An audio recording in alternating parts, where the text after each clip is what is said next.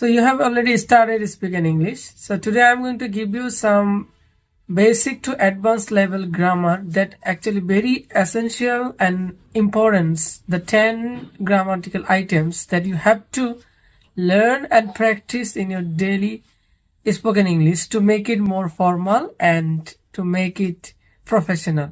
So if you want to learn spoken English, or if you want to be prepared, get preparation for your IELTS, TOEFL, and TESOL, or whatever the topic or subject or the exam is, you can be confident and fluent in your exams and in your daily life conversations if you want to learn grammar effectively. So let's get started.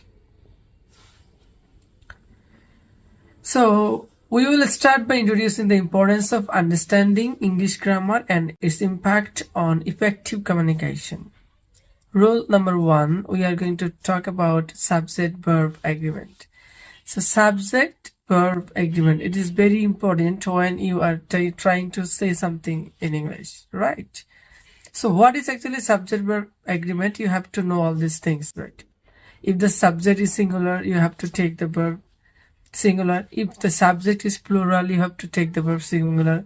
Sometimes there are some phrases like in order to, with a view to, or we look forward to.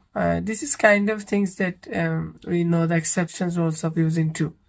So subject verb agreement is not something like that. Subject verb agreement is something that actually which subject you are going to take for your verb. Like I along with my brother is am going to market or is going to market. It's very important, right? So find these rules. Number 2 is sentence structure. So the sentence structure of English is subject, verb, object. So you have to know this, otherwise your structure or construction of the sentence will not be correct. So the 3rd one is tenses. So depending on the time, you have to describe the events of your life and the things that happened already with you. So without knowing the time of the verbs and the sentence structure, you cannot actually express your feelings properly. So you have to know the tenses, right? And number 4 is parts of speech. The another important thing. That's the total different types of parts of speech. You have to know, because the subject who or what kind of parts of speech can be subject, and verb, what kind of parts of speech, adjective and adverb also. So let's get started. The number rule 5 is pronoun. So we have thousands and coarse names in the world. Everything has a name, right? But we have only some pronouns for them. So with the pronouns, how actually you're going to change the or replace the nouns, that's very important, because every time using the name is not professional. So you have to change the name into pronouns. And prepositions, it's kind of connections, and it actually gives you the directions or proper uses of the meaning of a sentence. And to make it extend, sometimes you need this.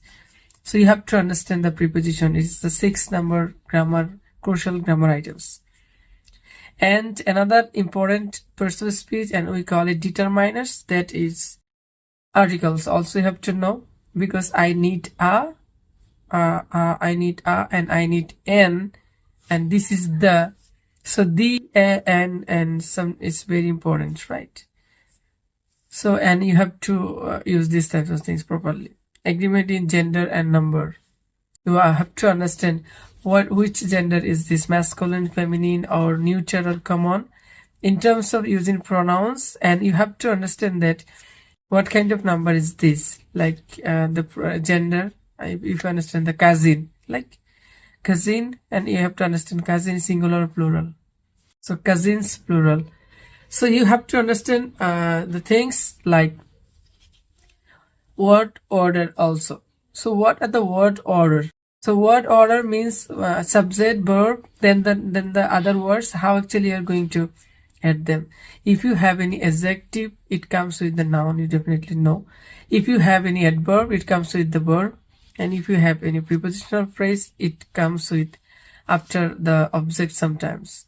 So you have to know the word order what actually comes after the English sentences and how actually it affects the meaning, right?